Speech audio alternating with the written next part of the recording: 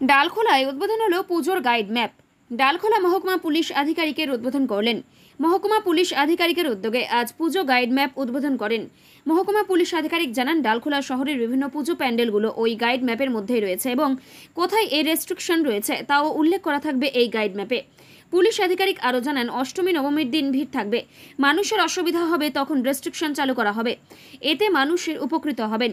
ডালখোলা মহকুমা পুলিশের পক্ষ থেকে পিঙ্ক মোবাইল ভ্যান চালু করা হয়, যা আপাতত ডালখোলা পৌর এলাকার জন্যই করা হলো। যে গাইড ম্যাপটা তৈরি করে ওটাকে আমরা রিলিজ করেছি।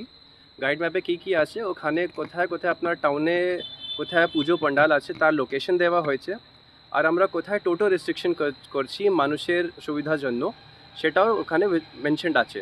আমরা এটাই জানাতে চাই যে আমরা টোটো রেস্ট্রিকশন করবো শুধু অষ্টমী দিনে আর নবমী দিনে, যখন প্রচুর চাপ থাকবে, যখন মানুষকে অনেকটা অসুবিধা হবে, তখন আমরা একটু করে রেস্ট্রিকশন স্টার্ট করব। আর আজকে পিঙ্ক মোবাইলে ইনগ্রেশন ফ্ল্যাগ অফ করা হয়েছে।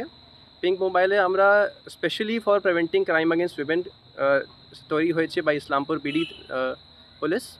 অ্যান্ড এটা যেখানে হটস্পট আছে, যেখানে ক্রাইম অ্যাগেন্স্ট উইমেন হতে পারে, যেখানে ফর এক্সাম্পল কলেজের কাছে, আর যদি বাজার আছে, পুজো আছে, যেখানে প্রচুর ভিড় থাকে, সেখানে ইউটিজিংয়ের ইনসিডেন্টও হতে পারে।